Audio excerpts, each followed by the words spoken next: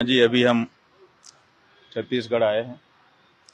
आप सब जानते ही हैं, छत्तीसगढ़ में हमारे गुरुजी ब्रह्मलीन शंकराचार्य जी महाराज के द्वारा शिवनाथ नदी के किनारे बेमेतरा जिले के सलधा ग्राम में सपाद लक्षेश्वर धाम का निर्माण किया जा रहा है, जहां पर 1.25 लाख शिवलिंग एक साथ प्रतिष्ठित होने वाले हैं। तो उस कार्यक्रम में मंदिर के निरीक्षण के लिए हम जाएंगे और उसके बाद फिर आगे बढ़ेंगे। ये 4-5 राज्यों में चुनाव के तारीखों का ऐलान हो गया है। किस तरह हो गया तारीखों का है? 4 पौंडुचेरी, असम और एक और 4 अप्रैल से 4 मई तक लगातार चुनाव होंगे अलग अलग राज्यों में और रिजल्ट आएंगे 4 मई को। किस तरह देख रहे हैं वहाँ पे?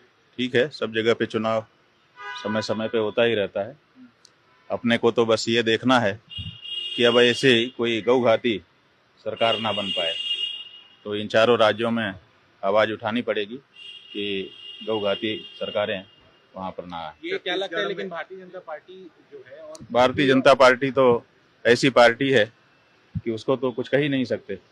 कुछ राज्यों में गौभक्त पार्टी है वो, और कुछ राज्यों में वही भारतीय जनता पार्टी गौघाती पार्टी है। इसका समझ में ही नहीं आता है कि असल में क्या है। इन चुनावों में आप किसी पार्टी का समर्थन कर रहे हैं? हम तो किसी पार्टी का कर नहीं पा रहे हैं, क्योंकि कोई पार्टी गाय के पक्ष में खड़ी ही नहीं हो रही है। तो हम किस पार्टी का समर्थन करें? कोई पार्टी तो देश की आए जो हम लोगों की भावना के अनुरूप खड़ी होकर के कहे कि हम हैं गौ माता के रक्षक।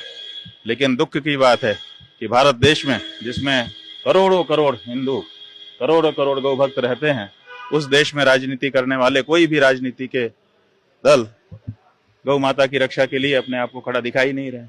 छत्तीसगढ़ में गौधाम नाम से एक योजना अभी शुरुआत हुई है, जिसमें गाय को लेकर बात यह है कि सब शुरू कर दो, लेकिन मां मत कहो। पशुपालन के रूप में आप ये सब कर रहे हो, जब तक मां नहीं कहते हो तब तक इसका क्या मतलब है?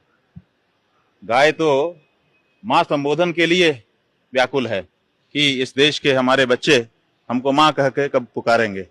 आप जो है, पहले भी एक योजना थी पिछली सरकार की, उन्होंने इंफ्रास्ट्रक्चर विकसित किया और फिर आपने उसको कैंसिल कर दिया। अब वो सारा का सारा इंफ्रास्ट्रक्चर बेकार हो रहा है। अब आप बता रहे हैं कोई नई योजना शुरू कर रहे हैं। वो सब योजना एक तरफ और माँ का संबोधन एक तरफ। माँ को पहले माँ के संबोधन की जरूरत है, उसके बाद फिर बाकी चीज की जरूरत है। धर्मांतरण का मामला भी लगातार छत्तीसगढ़ में देखने को मिलता है, इसको किस तरह देखते हैं? बात यह है कि जब गाय माँ की ही सरकारें नहीं हो रही हैं तो धर्मांतरण की क्या होंगी? जहां उनको लगता है कि यहाँ धर्मांतरण का मुद्दा उठा